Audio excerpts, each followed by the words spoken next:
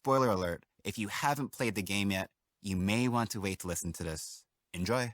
Hello, everybody. My name is John Wee, Community Manager at Santa Monica Studio. This is the Artbook Commentary. We have an epic lineup for you guys. If you guys want to go around the room, say your names, titles. I'm Rafael Grassetti, principal character artist in the project. I'm Del Longfish. I'm the lead character concept artist. I'm Nate Stevens, principal environment artist. Hi, my name's Luke Berliner. I'm the lead environment concept artist. John Pelamarchuk, principal environment artist. And my name is Corey Barlog, and I'm just the vice principal. I'm director because I'm so funny.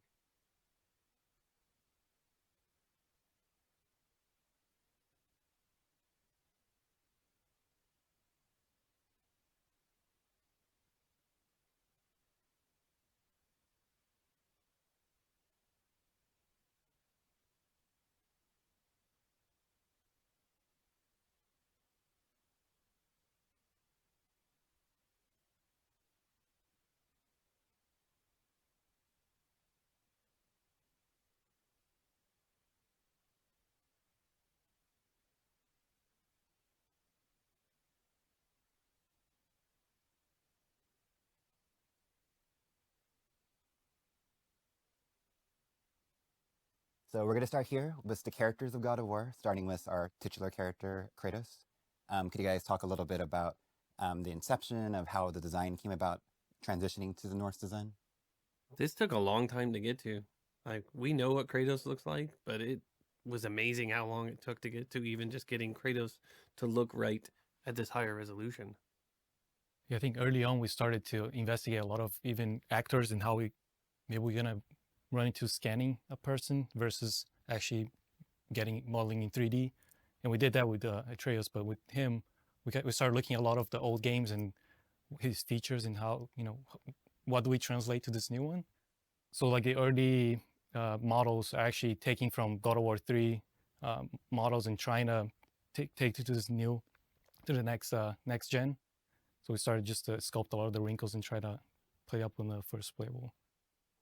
Yeah, and I think something with Kratos too, early on, I think Jose had kind of hit a look, Jose Cabrera, kind of with the beard and stuff.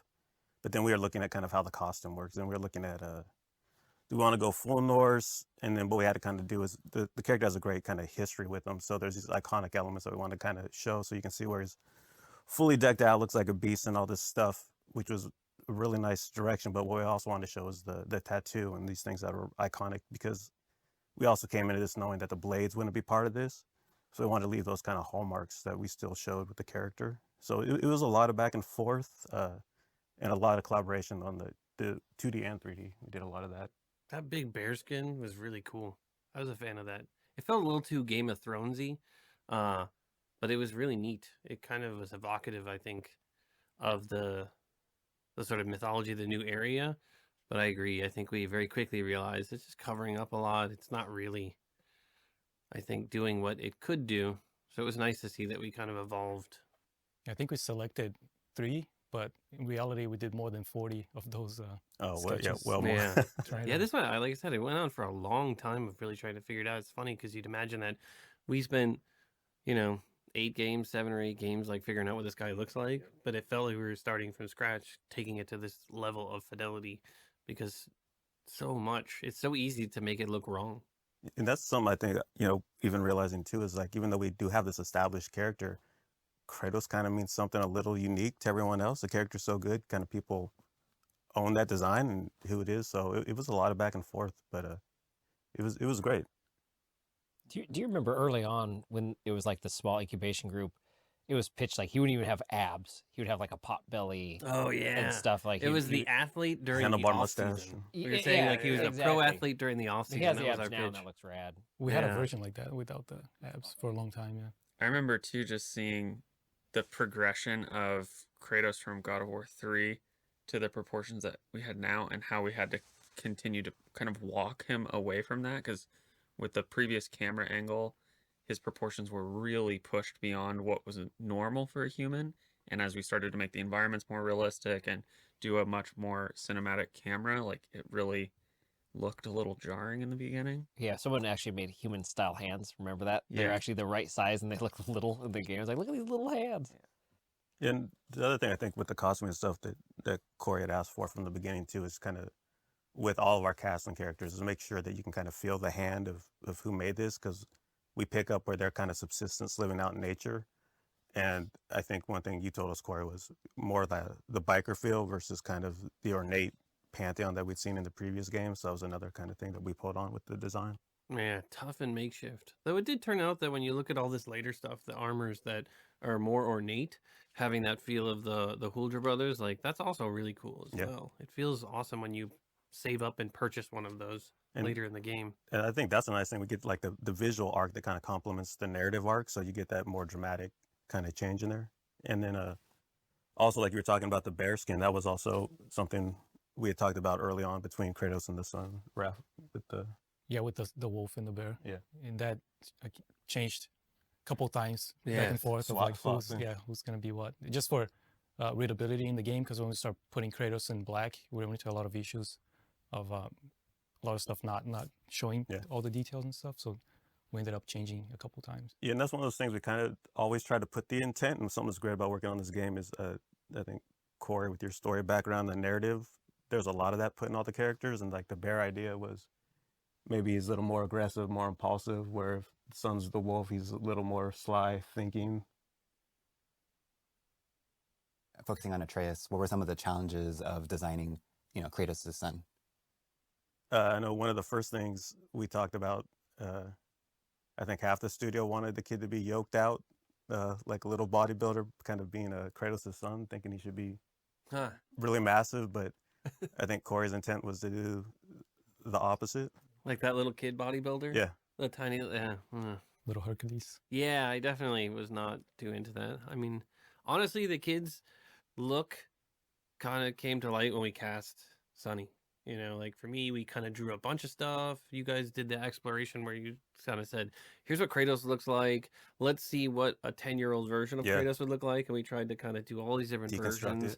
And nothing really connected and nothing felt right. And it's really hard, I think, to draw kids, right? Like there's so little detail going on that the uniqueness is so subtle. It's so small, right? And it's like what came from is casting Sonny, seeing his headshot and going like, man, that's the kid right there.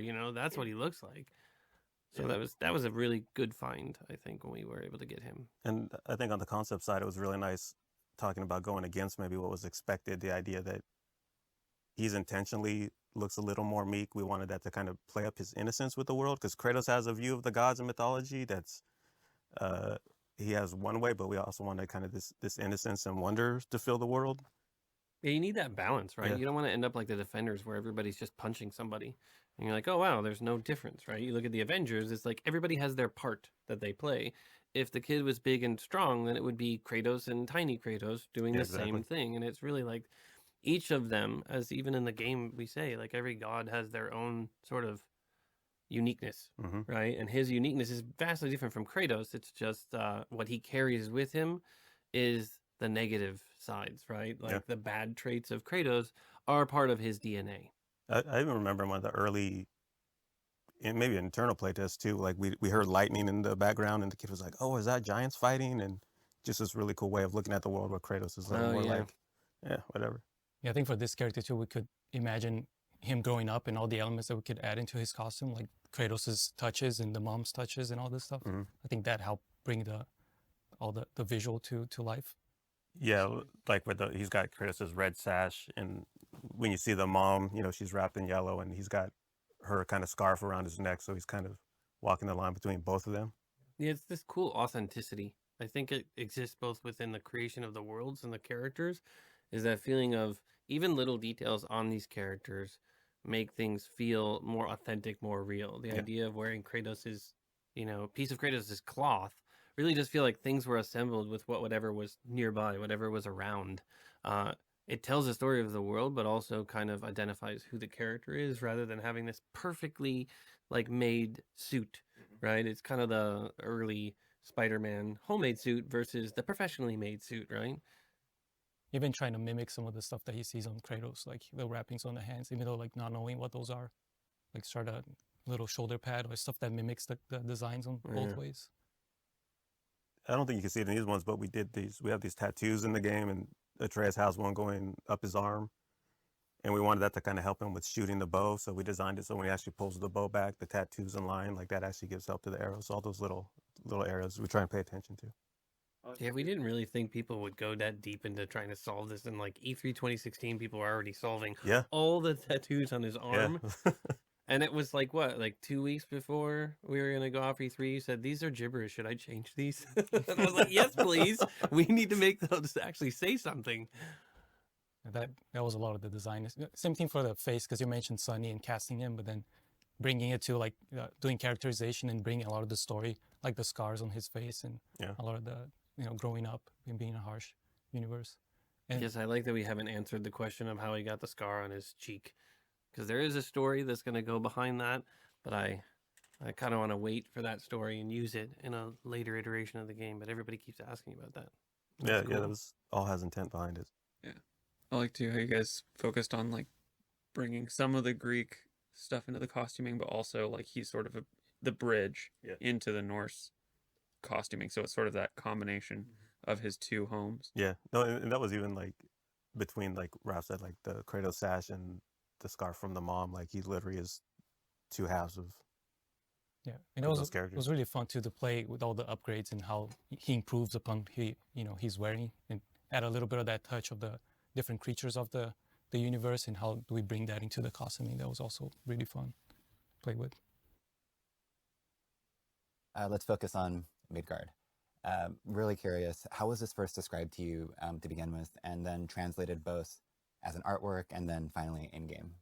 I think at the beginning of the project, there was a pretty big desire to make the game super realistic, and we had like a really big departure from what the previous God of War games were. And I think when you look at the Kratos designs, those first illustrations of him with the bear pelt, and then underneath it, the illustrations of him wearing much more mythological armor, is kind of a good example of how this game progressed visually. So I think Midgard's sort of this palette cleanser. It's much more the world that you know.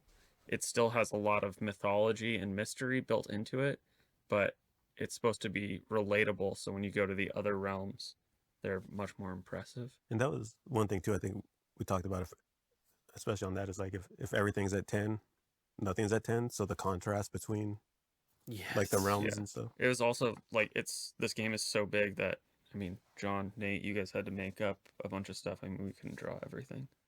Sure. I mean, and we didn't necessarily do our homework right at the beginning. I think there's actually a quote about this in the art book, that the first forest we made looked like a Sierra Nevada forest. Yeah. Yeah. That was a hard thing. The Pacific Northwest. Why does it look like that? I'll blame that on myself. I grew up in Northern California in the woods. And so honestly didn't. That's what your I'm house the in most familiar with. So I think. I mean, it looks cool, but one of our artists from Sweden, he's like, by the way, this is not right. The trees are supposed to be shorter. And so we made some changes, and there's the complaints that the forest wasn't Norse enough looking, so it really, the difference between what we ended up with, what we started with, was just the minimal amount of variety and foliage. Like the Norse forests are like very trees, moss, rocks.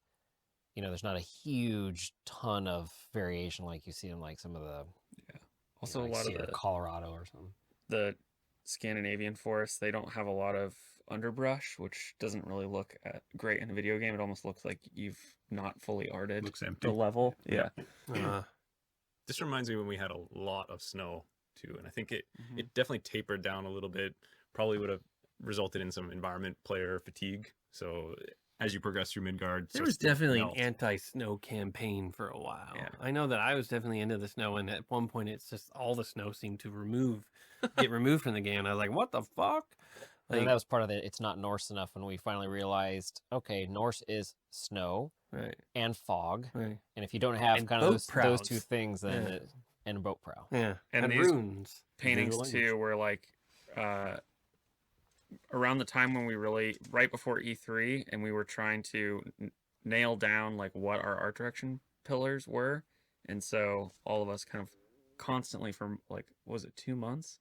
Locked ourselves in a room and constantly went over, and we had done so much prototypes from the first playable to different concepts to all this stuff. So we really needed to solidify. And I think I love the art direction pillars that we came up with. It's like mythical realism is like the overarching idea with the, so it's 3 ideas of the Norse historical detail, you know, mythological, Yeah, all the gods and the mythology and legends and lore. and then like the pre-digital color, so all the 80s movie influences. And I think now we really have a awesome idea and a great direction that is uniquely our own. And that was one thing I think, given that we also looked at in that, as we solved that too, is almost didn't want things to look too slick in the characters or the environment. We almost had this thing like, let's celebrate the imperfections of what it is, and just because it's not as slick dirty and lived in, right? Like you want that feeling of like the world isn't the backlot at Universal Studios. You know, it's interesting because we started out, I think, in a place that a lot of games start out, and perhaps even movie stuff, but it's easier to achieve this in movies, is that like barren, big monolithic structures to completely barren like landscapes and stuff like that, which looks fantastic in a piece of concept art, garbage when it comes to play because it's a giant empty space, right? And then what remained from that, what was kind of the stair step, was that giant monolithic structures kind of jutting out of these landscapes, right? And I think in the image down on the right has that sort of remnants of these things that are carved out of the mountain, but they still feel like there's some man-made nature to it, as well as sort of just regular nature. And I think that kind of connection, so it kind of felt like God of War has big, epic scale. And I think scale is always fight the big character. And it's nice to see in this one that we're really going to make this world a character. We're going to make objects in there feel like you're dwarfed by them, which I think is awesome. Also, with forests in video games, they have a tendency to look kind of procedural. You get turned around. It's hard to tell. Like ours did not do that. We ended up being on this long enough and with like level design and stuff that you can be dropped into any of the forests in the game and you should be able to get your bearings fairly quickly. Yep.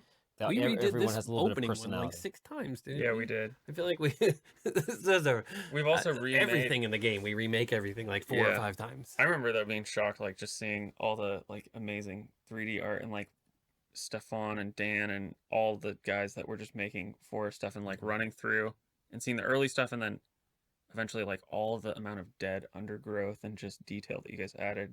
As like I had not seen that level of like representation of a forest before. Usually it's just trees. It's a God of War forest. Yeah. I mean, a forest is a forest, like you guys said. Like it's not supposed to be the 10, but this forest, in terms of other, you know, other games, I feel like this one should be the new standard. Hopefully, in terms of, you know, readability and, you know, cool level design. You don't get lost. You don't just head off in one direction. They're interesting. Like an interesting forest is hard to do. So for Snowmason, I'm really curious to hear about your guys' I guess, process in building this. You know, did you build the story first, then the artwork, and then how did everything come together?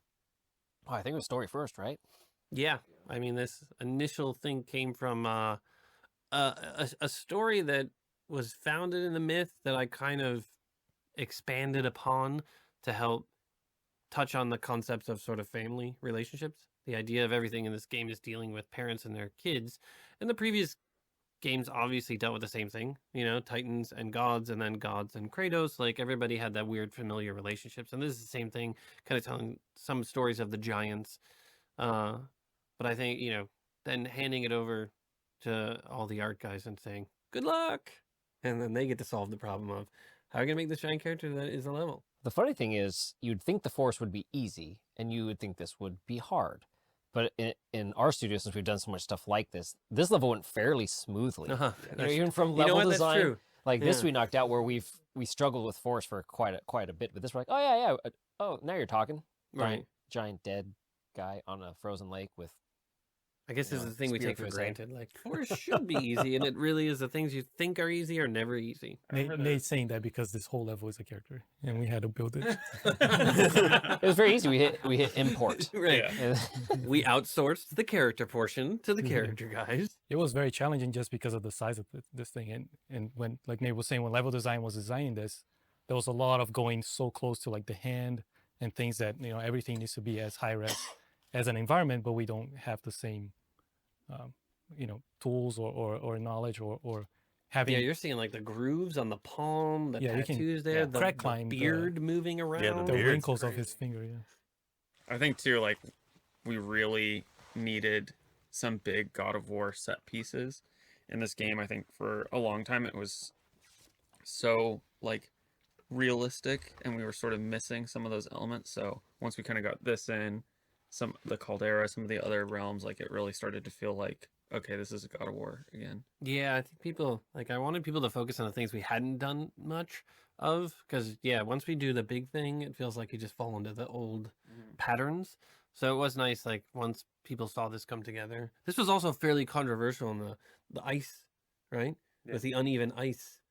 Oh And yeah. For the longest time, it was like, we have IK and we're going to be able to do all these moves on it. And so don't worry about the slopes and stuff like that. The number of fucking slope conversations and IK we've had over the duration of this project just to try to achieve that mild incline of the ice, man, that was insane. Yeah, I mean, because the narrative was he fell down, his breath froze the lake, so it wouldn't be flat, it'd be wavy. Right, it'd have a little wave that froze instantly. So we built all the waves, and then... Which it looks awesome, and it's just like, we got to the end point and realized, okay, we're only going to be able to support a certain amount of the inclines. But I think because so many balls were in the air of all of the systems that nobody could give any definitive answers on anything. So early on, like on the next one, it's going to be very easy for people to go, this is what we can support because all the rules are established. But when everything is a variable that is unknown, boy, it's hard to get anybody to commit to anything. I think this image helped a lot of people that were coming in early on in the studio to understand the new God of War, because when they saw this, it was like, okay, I get it. You guys are still making this massive thing, and That's awesome. true. It was one of the images that we always used to explain what the game was going to be. Looking at Alfheim, we talked about this a little bit earlier, but curious was what came first, the character design or the location of Alfheim, or both in tandem? The upper left-hand corner image, that right there, Jung? I did that one actually. You did that one? Yeah. That one right there was the one that spoke most to me, that said like, I don't know what is about that, but the trees growing towards the central light source, like we had a high concept for it, but that was the one that felt like, wow, the characters started there, the environment started there, like that one really sort of presented. There was that one and another one where they were walking along the And all the beach. pebbles. I was going to say, there's another one So that those was two I think were similar. done at the same time. Yeah. And it was back at Penn Station, I think. Yeah. Right when you guys were in the balcony thing, and I was like, man, that's interesting. Those images told a story, which I thought, okay, how do we replicate that? I think there's literally nothing we can move forward in this studio without having like an intense amount of story and meaning behind it. And one of the things too is I think there's so much like backstory to this place that doesn't fully come through, but when you kind of explain it to people, it's like, so that idea of like the living and like sort of the souls coming and living underneath the lake, and that this place is supposed to be sort of supplying all the souls to all the realms of everyone that's born. And so that idea of like a single point of light or life that everything grows towards, and that even the trench has this lindworm which was collecting all the souls and carrying them to the temple, like that's the motif that's running down. So oh, the lindworm makes me so sad. That was another cut from the game where it was basically this worm that would travel from realm to realm, and when somebody died would sort of eat the soul of them and kind of carry it off, so that part of them would go to either Valhalla or Helheim, and then they would carry this back to the lake and deposit it in the lake. And we had this whole interaction with the giant lindworm. It was going to be amazing. And then sadly, the evil word of scope made me cut it out. And then Luke, your idea was like all those trees, because this one really stuck out early on too, I think, to everyone. But they're all growing towards that central. yeah, so the one thing that makes this realm kind of unique is that there's just that one light point. Yeah. So everything for thousands of years has been training itself towards it. But I think later on we needed a bit of a state change, so having the dark elves there sort of like tinting everything red. So when you finally crack open the hive, you get like the pure white light that's supposed to be there. But I like how that even kind of like evolved it. And you look at like Q4, it's almost like these trees are growing horizontal and everything. It's like super fantastic, but kind of beautiful at the same time. Is this another one where it seems like it would be hard, but it was easy? I mean, this whole level, which I think is, I don't know, 2 to 3 hours of gameplay, was almost a full 4-year build. I mean, this was the first level that was designed and Yeah, this concept and did stuff. go So on this for a long this was time. complicated to build. A lot of intricate parts. It's also the first level we sort of started to understand level design on. Like we went a lot of iterations. We couldn't figure out really the core gameplay loop, and this was kind of our petri dish to figure out what's going to really resonate.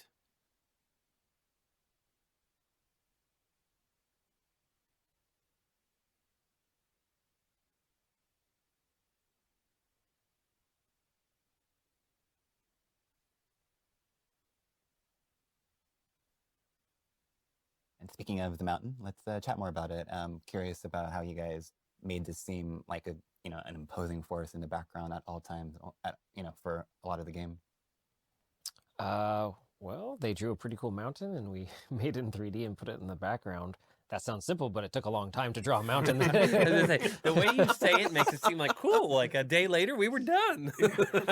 No, I mean this took That's probably over a year. I mean, there was lots of different treatments for what the top looked like, and so when you're at the bottom, we had to make sure that that was represented if you're looking up at it. So if you are paying attention in the game and you're down in the lake looking up at the top of the mountain, it has the same peak structure that is up there in the top. We tried to be pretty, realistic about that kind of thing.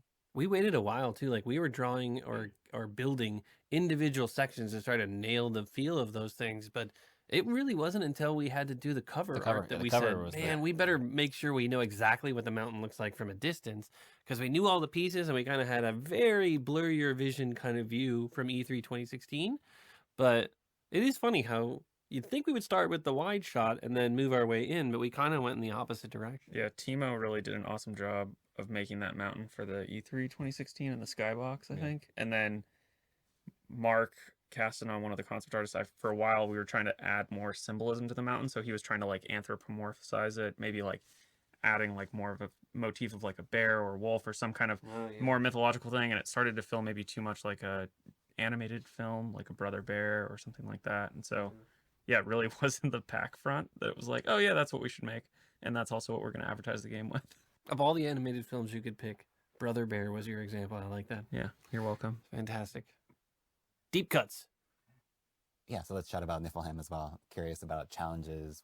I know this is very different from what's in the final game, so just curious how it all came to be, Yeah, these were some really early concepts, and these kind of tapped into, I think, when we were first doing Midgard and even like the high-vis for the game, there was this idea of like these mazes that were made. And so I think, who made that fog maze? I did it. Yeah. Yep. Yeah, the first prototype idea, we had some new fog tech and some new particle tech and started to play around making a maze that was very foggy, but allowed the silhouette of all the objects to really stand out.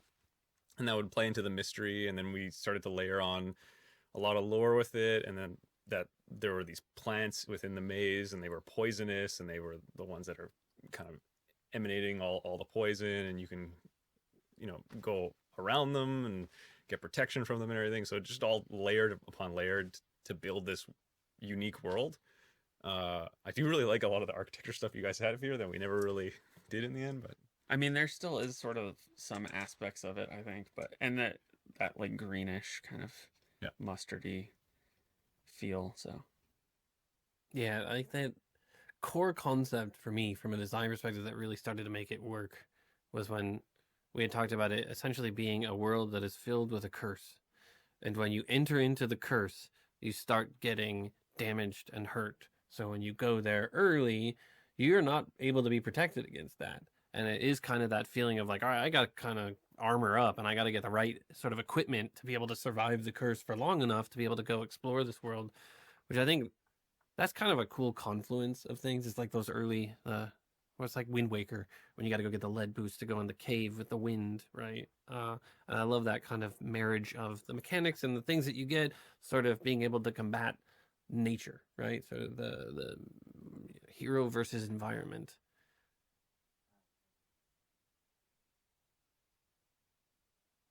Can you chat a little bit about concept-wise, especially with the coloring? I think, how did the colors stand out, especially with all the realms?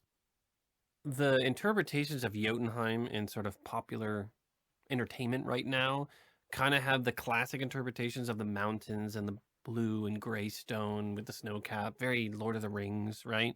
But there is a reference in the Eddas that talks about the glittering golden fields of Jotunheim, right?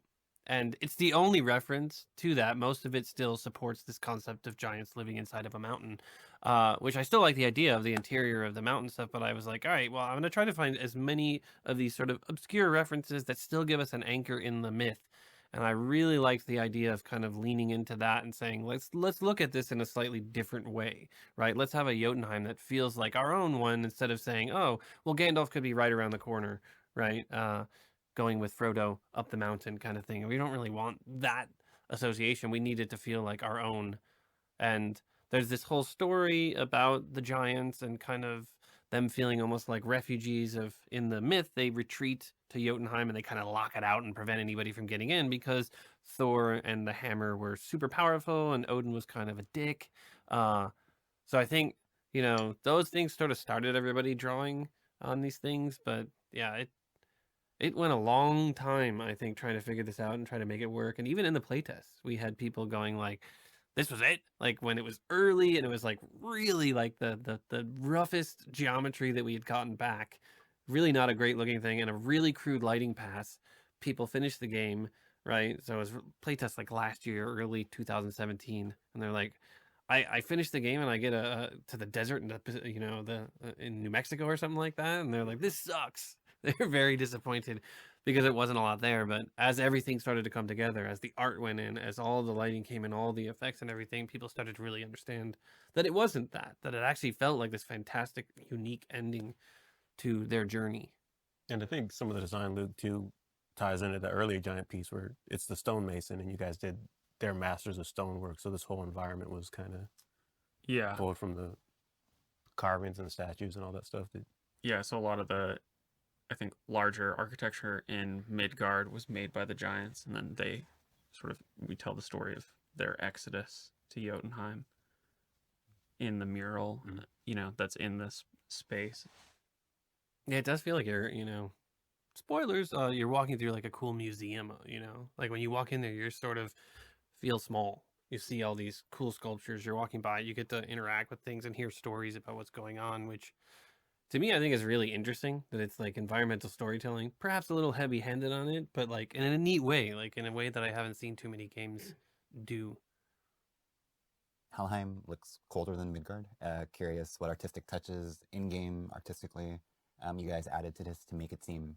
I think it's worth noting that the Jotunheim was very yellow. Midgard is very bluish, grayish, Norse, typical Norse, and this is green. We did come up with a big color script, so like Luke and Corey and a couple of us, we review the game plays in this order, and here's the colors you'll hit. So we don't have 3 green levels in a row, or 2 red ones in a row. And so Helheim just naturally slotted into this green thing. It being cold, it just sort of like fit the bill that we'd go sort of greenish, really foggy, kind of cold. Even the final like lighting color correction we did is sort of washed out a little bit, so you get that almost cold desert feel to it.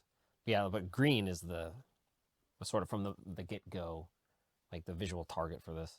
It was neat too, because I think we had a bunch of different drawings and somebody just tried one tinted green and I was like, well, that's really interesting, because it's very hard to say you're going to the world of hell, basically, within the Norse realm, and obviously their hell is very different from sort of the Greek perception of hell, which then sort of gave way to the Christian perception of hell, as well as this fire and brimstone, right? When you're living up in that climate, hell is actually freezing, right, to death, right? So this idea of making a place that is unrelentingly cold, but also making it feel different from Midgard, which is also pretty damn cold.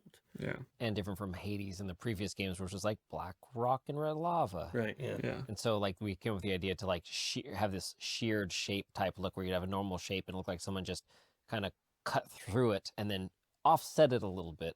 So it's just not visually pleasing, just looks kind of nightmarish. That was kind of the goal. Yeah. And then playing up, like, using some aspects of the mythology of, like, the river of knives that you're crossing over, or the bridge, sort of walk into hell, and the idea of walking through mist for like 7 days to get to hell. And so kind of bringing all those aspects in. And then the gold Yeah, like in the myth, it's like the gold roof, but it's like anything we could do to connect with the myth, but also put our own sort of stamp on it so it felt unique. I thought that was great. Like it still maintained this feeling of being part of that world. It's nice that we have the picture of the eagle too, the infamous eagle. The eagle that was part of the early pitches was cut multiple times, brought back in, caused a lot of unrest amongst members of the team and the production staff. Can you imagine if it wasn't there though? I cannot. No.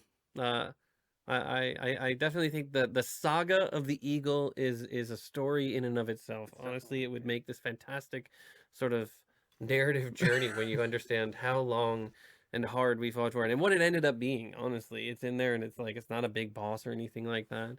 Even when we got it back in, there was the point where people in the playtest were going, "It's kind of a bummer that I didn't get to fight that awesome giant eagle." And we were like, "Oh man!"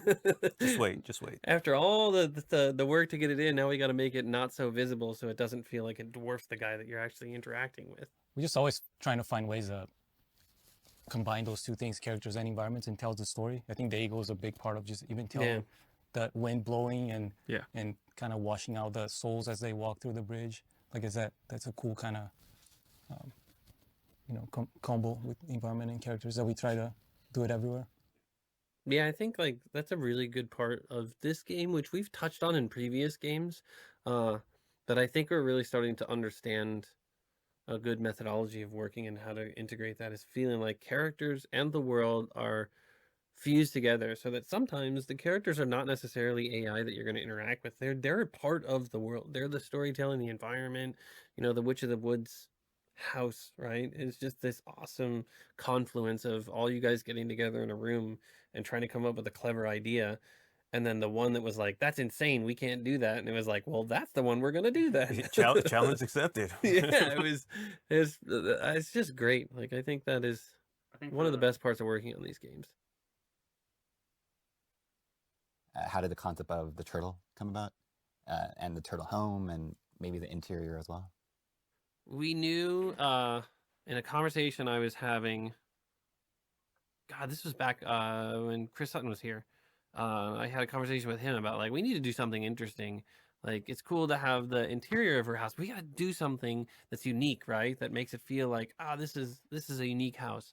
And I think he said, okay. And he grabbed a bunch of people to go in a room and you guys brainstormed for a while. And when he came out, I think he was thinking about like, oh, okay, well, there's this crazy idea. Then there's a bunch of other ideas. And he's like, I feel pretty good about these ideas. And there was probably a list of like 5 of them. And he was sort of continuing to avoid the conversation of the crazy idea because I think he was even saying, I don't know how the fuck we would do it. And I don't think we have the time. And that was around the time when we were constantly talking about scope, which I think was from year 1 to year 4, that we just nonstop every day was scope. But then he mentioned, what if she lived inside a turtle, or at least underneath a turtle? What if there's this big creature, right? And I was like, I love this. He's like, damn it. Because he realized, I think, how hard it was going to be. And everybody, he said, everybody in the room resonated with that idea. Everybody loved that idea. I think everybody recognized it would be really hard to do. But I think that didn't seem to matter because the sort of end result, it's like Brock and Sindri's fucking gratitude, right? That was legitimately not part of anything. Fucking gratitude was not part of the story or anything they did. It was just somebody drew a beast of burden carrying some stuff for Sindri, I think, in one of the concepts for him. And then I was like, oh, we should totally do that. And we don't have time. And then it was just built. Like, it was one producer saying, we don't have time, we can't do this. And then it just got built, right? That's the thing. Which I remember getting an earful from a producer. What the fuck is this? They just built it when we didn't have time for this. On some of these things, too, you can almost outthink yourself. Like, this is going to be too hard. It's just like, let's put pen to paper, so to say, and just start doing it. And I think, honestly, to me, there's the impractical nature and there's the, yes, like, maybe it's too hard, but it's like, it's not practical to have her house below a turtle, right? But it's awesome, right? And it's interesting and it's extremely indicative of the character themselves. I don't know. I like Sanctuary Grove as a whole. Everything in this level is just so beautifully achieved, right? Well, I think this did a great example of showing that all the mythology isn't evil and against you as well. Like, there's parts of it that are good. And yeah, it's a nice thing to see, like the God of War game, which is, perhaps traditionally associated with Slayer, death metal, skulls, right? And just fire everywhere, right? To kind of throw a guy like that, like Kratos, with his history in this sort of very colorful world, right? And kind of be the very alien stranger in a strange land. This is like Alien Experience #1. Alfheim is kind of like Alien Experience number 2, but this really is that kind of like. I was surprised at how comfortable it felt to have him in this environment, because I really felt like it was going to be so Because out of place. you have the kid as well to be that contrast, right? Yeah, Seeing so he him is kind of interact like with bridge. that bridge. I remember when like this was happening, we were so like the initial pitch for the game was really like, this is the road, but Viking, and there's no like, none of the characters are gonna have any metal, like it's gonna be super grounded. And for me, this was like the first moment when I think we started to fold that new, like the art direction pillars in of like the fantastic. And so this felt like taking the kid to Disneyland, and I was like, wait, there's not supposed to be any joy in this world. Right. You know? And then finally, like, I think once we started to like massage those art direction pillars and get this in, it was like, oh, this is exactly what Corey wants. This is like, we need these pockets of like happiness and sort of beauty. And The you world's know, not now I'm always really trying behind to it. kill But you. at first I was like, wait, what is happening? And we did it in steps too. It felt Yeah. like we were doing this. We're like, a little bit more color, a Yeah, little bit yeah. more color. What if we tried this? What if we tried that? Like, it definitely was not like a single aha. It was like a period of time of everybody kind of saying, what if we tried this? What if we tried that? I think, I don't know. I think that is what sort of makes this moment kind of that standout. Is like, you look at playtest responses, this always seems to rank very high as people's kind of moments of amazing, right? But when the art wasn't in, when it was very crude art, when it was just the design, all we got was just hammered that Kratos is picking flowers. It was just like, really?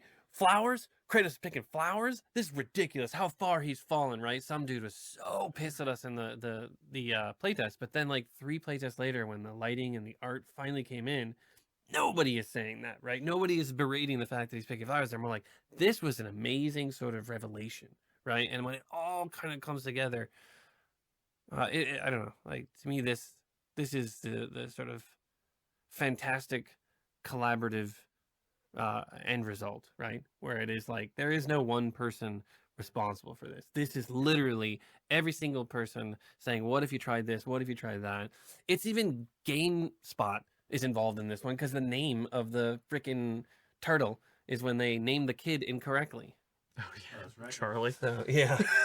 But this did a great thing, I think, throughout the game of the combination of the characters and the environment working together. I think we created a world that you're interested in. We've got this main story, but to me, I can go off the main story, and I think it would be just as interesting to explore this world, which is trying to create an experience as well as just kind of the game itself.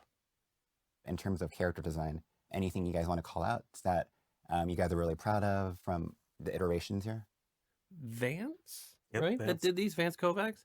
Man, his first drawings were like right in the pocket of what this character was supposed to be. Yeah, he has a great ability to just get like strength and beauty at the same time, where sometimes it's really easy to go one way or the other. Yeah. And I think this character also kind of goes along with our initial idea that the costuming with all our characters felt like they were handmade. They weren't Yeah. super ornate. But I think with this character too, we wanted that connection to nature, and I think Vance also really got that really well. Yeah, even his loose sketches, there's so much gesture and life in them. It's, Her characters are infuriating people who live in cold climates.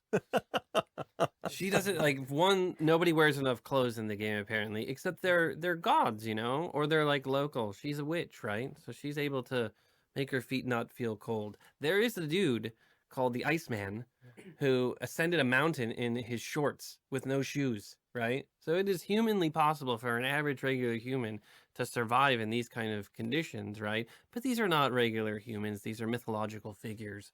So I thought it was cool that her whole thing was, I don't wear shoes because I have control of the natural forces around me. I think she was one of the more difficult characters to execute, just because of being a female and with all the background that goes into females in this game. And also, like, first when we heard the Witch of the Woods, I don't know if you remember, but we had like actual like witch, like old woman. Yeah. Created. Yeah, that's Yeah, because right. the Revenants were originally called witches. Witches, yeah. And I was definitely like, I didn't really want a witch to be a negative thing, because it's such a heralded sort of like high level position within the mythology is like understanding Sather magic is like a big thing. Like you're really smart. She knows something that very few people know, right? And that even the gods covet something like that. So I think that's cool. Like for me too, it was really important that she was the same height as Kratos, like to be able to look eye to eye with him. I think that's kind of cool. So we're at the Draugrs, we're at the enemies of God of War. Could you chat about how many iterations the Draugrs went through? Anything you guys want to call out again here? I feel like they went on for years. There was a lot. Basically, we're kind of getting the equivalent of what the Skellies were in the old game. We knew this character would probably be one of our big like multiplicity characters that we see throughout. So exploring what that is. And Corey, again, I think like you were talking about, you didn't want to do the average witch for the previous character. Same thing with this. You kind of push us away from doing like the zombie kind of aspect. So the idea with these characters is their spirits are so fierce that they actually, after they die, they go back and find their body and kind of reanimate it. And in doing so, since it's kind of like an unnatural rebirth, it kind of shatters them. So their weapons and their faces and their features are all broken. But even going with that, I think, Corey, you had the thing that they're not zombies. They don't breathe. They're not living. It's almost a spirit that's kind of driving them. Yeah. Eric Williams had that idea of saying like they don't have any breath, which in the end, as we started looking at it, it meant like we would say they didn't even talk, like they didn't vocalize at all. But then Niederquell was basically saying that's really hard if we have no sound cues whatsoever. And then everybody realized like, yeah, that's not a good idea. So we need that so that we can actually help you understand if they're near you or on the sides or something like that. So, and then also what we do here is obviously since this is going to be a big enemy, we need to look at all the variations. So you can see some sketches here by Stephen Oakley on kind of how we propagate one character into like a cast. Another thing that's great about this studio is we're always really hunting for the strong idea. So along with the execution, we always need the strong idea to support it. It's not just if it looks real, if it's successful, it's if the idea works with that. And in doing so, it gets a little rare and rare these days, but we still will do sketching here if it serves getting an idea quickly. So that's one thing in the art book you'll see is the finished 2D paintings, the 3D, but also the sketches as well. And that was the first character first enemy that we actually got in the game and working. So he went through a lot of revisions and a lot of different. We ended up with some of that at the final game, but there was a lot of even playing with the soul idea of not even have like half of the body and half of it is just as, the soul and how we communicate that idea. So it was a lot of playing with different types of executions, and we ended up with a lot of different enemies for the Draugrs. I think there are like more than 20 of them, or different variations. And how we make that work in the game was really challenging as well. And a nice thing we also do here is we have a lot of collaboration. So a lot of that, as we figured it out, was taking the feedback, but then working between 2D and 3D and making sure that what we designed actually really did hold up in the final game. So it's a lot of evaluation, but that collaboration helps. Elves are always a super interesting character, I think. They're more than humans, but they're not as elevated as gods. So they kind of have this really unique middle space, which I think gives us a lot of creative opportunity. This kind of, what you're looking at here kind of shows like the early inception of them. Some pieces that Yefim did where they were going to be more kind of insect kind of inspired, and then kind of more the final one we went to where they're more humanoid. These are two characters, I think, again, we didn't want like their costuming and their design to just be like man-made, so you see a lot of natural elements in them. This is something that'd be great to kind of, there's a whole story behind these guys, I feel, too, that we could revisit potentially. I think this was one of the first ones when the collaboration really started to kick up a lot with the combat guys and what they wanted to test with these guys. And so we had a lot of early revisions when we got together, and some different designers were choosing the ones that they kind of felt like it would work for what they had in mind. That's why we had a lot of early revisions, even the more insect type of character. But then it kind of evolved, even on the environment side of where they live, and a lot of the more insect vibe early on. But then it kind of evolved into something a little more. I like trying to flip the script on the idea that elves are Orlando Bloom, right? And it's like to be able to look at it and say like, oh, there's inspirations from the sort of traditional understanding of fairies a little bit, as well as then our kind of own take on this idea of both the light elves and the dark elves, so that we could sort of make our own version of it, right? Yeah. Instead of feeling like what we're doing is just sort of making pointy-eared guys who, you know, are hunky like Orlando Bloom. And I think we can just, with everything that we've done throughout this entire process, it felt like we were always able to kind of approach each one and say, how would we do it, right? Knowing what the sort of popular culture understanding of it is, how would we approach each of these in order to make something unique, so that when people look at this world, they say, oh, that is Santa Monica's Norse, right? That the same way that people look at the Norse world, some even say like, this is the way Norse mythology was because it's Thor's universe, right? So they all think Chris Hemsworth is Thor, right? Even though he's red-haired in the actual myth. They all think of him as the blonde hunky guy with the helmet. So I think it's interesting.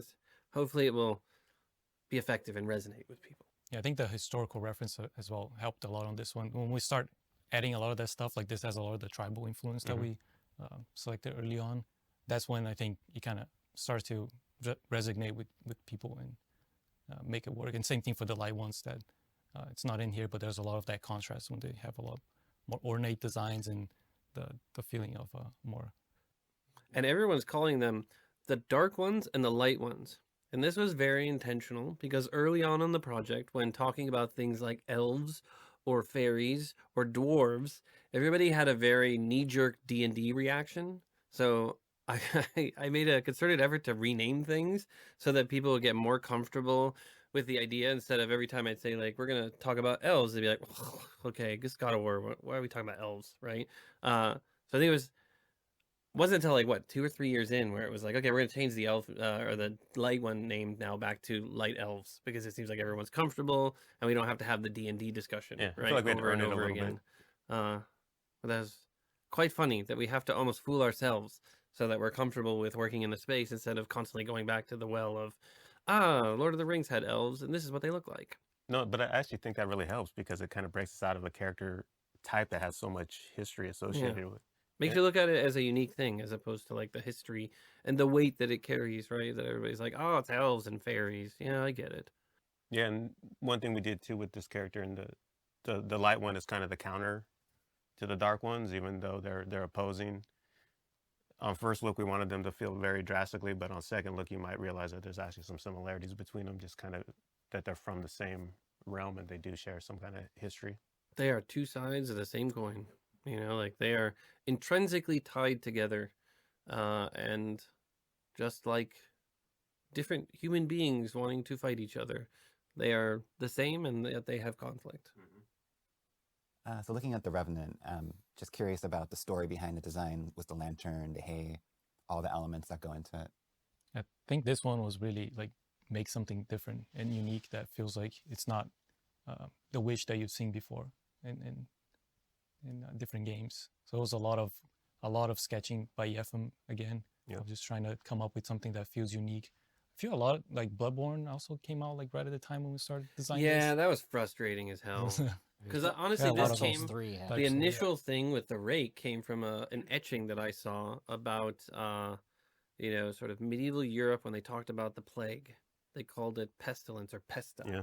right? And they had it was personified as this like scary old woman with a rake that would come into your village and essentially kill everybody with her breath, right? And it was the way that they sort of made the Black Plague kind of physical. Right, and I thought, oh, that's really cool. This concept of pestilence, this old woman with a rake, and the rake, I just kept kind of going back to and feeling like that's so interesting because it's so innocuous. It's like a piece of like yard equipment, right? But it has a kind of sinister vein to it. So she took forever to get right. You know, like this was something we went back and forth on for quite a long time. Even the upper right hand corner, is that the More drummer? yeah. 'Cause Yeah. they The had cut different- character of the drummer. Or the Witch, or the Revenants at the beginning had more variations within them. a lot of So them. they were having like potentially like that drum vibe. And I think that was even coming kind of like from combat, of almost like you couldn't see her, you almost had to follow the sound of the drum. Yeah. It was a real cool idea, but sometimes things don't work ultimately for what we need. But What was the lantern? Did we put the lantern on because we wanted her to be seen easier from a distance? Or was that just like a random sort of art choice that it was like, we just put a lantern on there? I think it came from the design or one of the first sketches when it just feels the silhouette reads much better with the Yeah. lantern. And when we started playing with the variations, that was something that we kept through all of them. yeah, and I think another thing we kind of try and do too is we want to make these characters frightening, but avoid going into like the horror side of it. It's kind of like a fine line, but it's very easy to go on that. And I think, you know, what Yefim did with this is really kind of hit what we were looking for, where it's a scary character without being kind of the cliche horror witch. Yes. Cliche horror, bad. For these Valkyrie artwork, I'm just really curious about the inspiration, especially it seems like fallen heroes, fallen like soldiers almost. What were some of the inspirational designs that you guys took? These are done by Justin Sweet and Vance Kovacs, and this is actually one of my more favorite characters in the game. I really love what they did.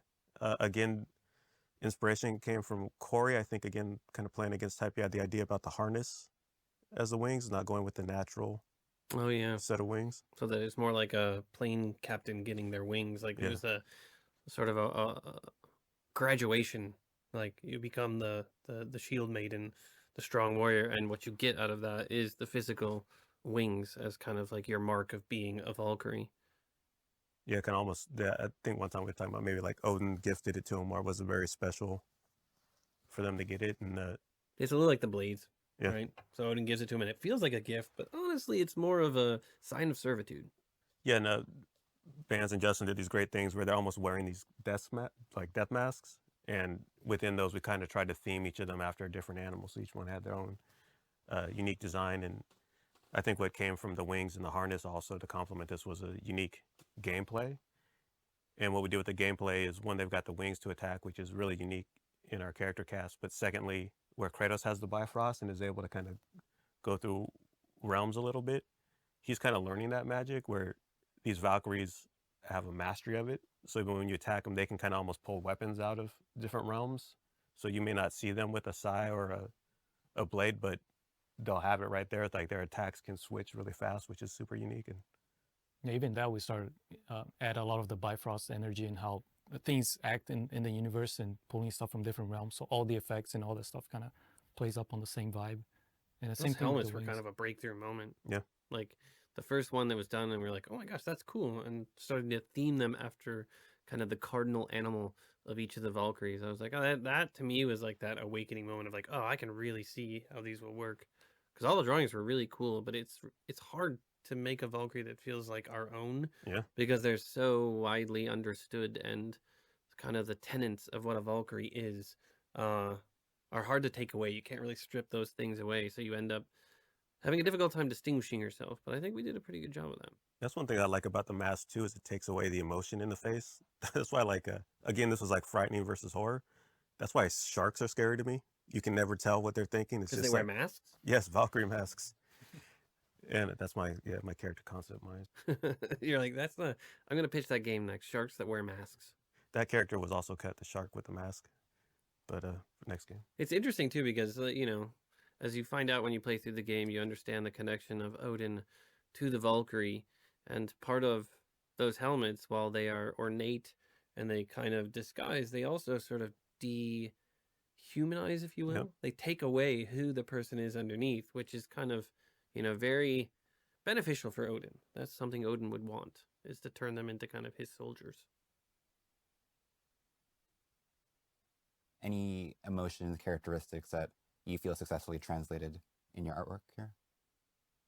This was another one, kind of take on a classic Norse creature, the trolls. We knew early on we kind of wanted to do like variations, like we have a fire and an ice, a stone troll, and kind of trying to reflect that in this race. One thing I did like, again, is giving the layers to the character. So even in the first E3 trailer in 2016, he's coming at Kratos, and you can even hear him speaking. So you can tell they've got their background of their own languages, and so that even we don't understand, but it kind of adds to the character that way. One thing we did is we imagined, like, in this world, there'd be these kind of like monolithic structures that have power. and that's actually what the trolls are using as their weapons. So they've kind of picked those up in the world, so that kind of boosts their kind of natural elemental abilities and is like a core of how they It was a attack. very unfortunate gameplay loss. There were some really cool ideas around those markers that they would be present in the world and you would use them. And then if you saw one and it was still sort of there, solid, and no troll had appeared, like, oh, you're like, okay. And then you see another one, you sort of get comfortable, and all of a sudden a troll appears and snaps it off Yeah. and uses it against you. I thought that was kind of neat. And we ended up not really being able to keep it in the scope of the game. But the using it as a weapon still, I think, made it unique for this character. Well, I think you can even see little hints of that, because as you look at these pillars that they have, the offerings that we imagine people would put at them before they were picked up are still on there, and it's actually what the trolls used to hold them. Yeah. Even when you find them in the game, you can see that their reaction's a little like almost like a religion to the totem. So you see them Yeah. praying to them, and that stuff always helps bring into the character. Also in the design, a lot of the stuff that when we can see them using on his shoulders, so you see energy almost taking over some of his skin, and the reaction to the weapon also on their body. I think it's something that we played on a lot on their designs. And you brought up them being more intelligent, and even on the costuming for these guys, we kind of went a little over on the handmade stuff as they would make stuff for them Oh yeah, and try to sell the scale with that stuff. and each one was kind of like their own little hoarders, right? Like someone collects stones, others. Oh yeah, and like skulls and stuff like that. Yeah, each one had their own thing that they kind of hoarded. I like that fact that like trolls have their own culture. Yeah. And that each sort of, I guess, race of trolls, the stone trolls, the ice trolls, and the fire trolls, like they truly had like villages. They had sort of a structured government. They had an alliance with the Aesir gods and sort of a peace with the Vanir gods. And then they were kind of screwed over by everybody, and they ended up wandering the world sort of stateless, right? That the last few that remained before they got double crossed by the gods, like kind of wandered around in this sort of angry Ronin state.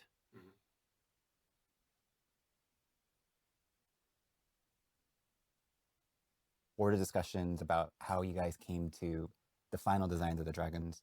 Yeah, this was another early design. I think we knew we wanted dragons. It was one thing we showed in the first E3 trailer.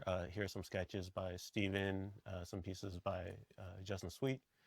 And the idea was that this dragon lived in the mountains, so we were kind of pulling a lot from that. Is thinking like his skin is paler now that he hasn't, or she hasn't been outside, and the idea that it's almost like a double mouth and it can kind of inhale, and maybe it uses that for burrowing in the mountain, as well as being like a cool attack in the game. So we try to also make sure that the designs work with what we need for the gameplay mechanics. Even the cave that you mentioned, that him living inside the cave, the wings was part of it. That like since he grew up in there, Yeah. he kind of didn't develop the wings like the other dragons. Yeah, just the way you look at real life, how certain animals start to kind of lose limbs and things that they aren't using and stuff, and the pigmentation kind of. This basically proves that Disappears. it's really fucking hard to make a dragon that doesn't just look like every other dragon. Yeah. This took forever, and every time we were looking at it going like, okay, but it pretty much looks like you could just step off the pages of a Skyrim art book, right? And we, love that game. It's great, but we should make something that feels unique to our world. And that's super hard It with is. dragons, because so many dragons have been drawn over the years. Well, that's why I said, like, making that a design looks real isn't the metric for success here.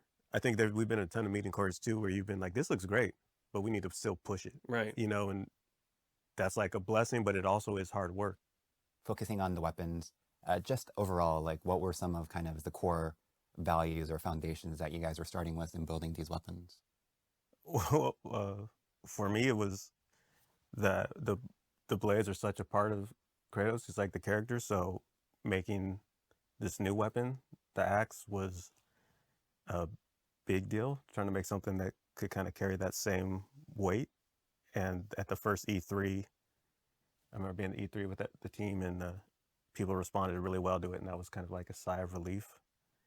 I think that has some nice things. Again, this is one of the things we tried to bring the Norse elements. I think Yefim did a first pass where he had like a skill tree across the axe. So you bring these elements, and then as it progresses, we kind of really kind of push the visual drama on it to really kind of make it stand out. And I love at this studio that they're willing to let us explore things that are small as like an axe design or an arrow design, even something on the arrows. Like, how do we make this feel Norse? Maybe it's like braided down the stem or something. And I think it's an example of strong concept design. If you can hold something up and say, hey, this works perfectly in God of War, but if you take it out, it doesn't work because all the things that we're pulling from are from the story and the world. Yeah, and then Axe itself was a big challenge just for the gameplay wise as well, like being able to customize it and change it and swap parts and all that. That was a big challenge as well. And make that in a way that it works with the design, because it was we also, like we mentioned with Kratos in the trails, like for the Axe, we also had narrative behind it. There was a lot of cool little things that we could add on, like the ice trolls influences. And if you look at the handle of the head of the axe, it has a lot of ice troll influences and design on the head of the axe, and that makes it that much more special instead of just doing like some Norse patterns. I think every time we try to bring the narrative into the designs, I think it helps solidify the idea. Yeah, 'cause that's the part I think it's easy in games not to really get that narrative part. You know, it's easy to say, hey, we just need a brawler or like a ranged guy. And part of the history of the axe that Corey had was that ice troll, but it also had belonged to the mother. So you can see in the last upgrade of the axe, it almost has a falcon look to the tip of the blade, and then the bottom pommel of it as well. Like, that's all inspired from the narrative stuff that Corey and the team gave us. Yeah, it's interesting because we don't go too heavily into a lot of that stuff, but it's nice to have these influences there to know that everything has a sort of grounded purpose within the world. Like, it's all being built, from very sort of specific histories, as opposed to kind of just the random. I think you could really tell when you look at some games where it's just like everybody randomly throwing a bunch of stuff together in a pot, whereas something I think throughout all of God of War's history, you can kind of look at all of the art and really see that central concept that kind of breathes or sort of tendrils out to all these different aspects, and all of them feel like they're part of the same world, as opposed to the sort of randomized feel. And I think audience these days are really smart. Like you said, they're dissecting this stuff and really picking up, and I think that layering, they can really kind of tell. And It's funny, this is like the weapons page, and we got Kratos' hands on here. He's like Chuck Norris, man. His Those are the fucking biggest hands are a weapons on weapon, right? Or is this is that to show off the different scars he's got from the chains? Is that what the drawings were meant for? Yeah, kind of. Obviously, the history, we don't have the blades, but we still want to recall that they're still there. That's part of who he was. Yeah. Those scars will never go away. And then I think a big narrative thing too was he was trying to kind of keep that past. Well, they also don't stop bleeding. Yeah. Like, since he left Greece, they were sort of the wounds that never healed, right? And then throughout the game, he's kind of, like you said, hiding it, trying to sort of pretend his history didn't exist. But that never works out well for people. Yeah, he can't get away, even though he's trying. It's still kind of part of him. Everybody, thank you guys so much for your time. Thank you to Dark Horse. Thank you to our VizDev team. And thank you guys for listening to this whole commentary. Thank you to our entire art team. And our art team. Yeah, Thank you to our it was a entire group art effort. team. And in production for working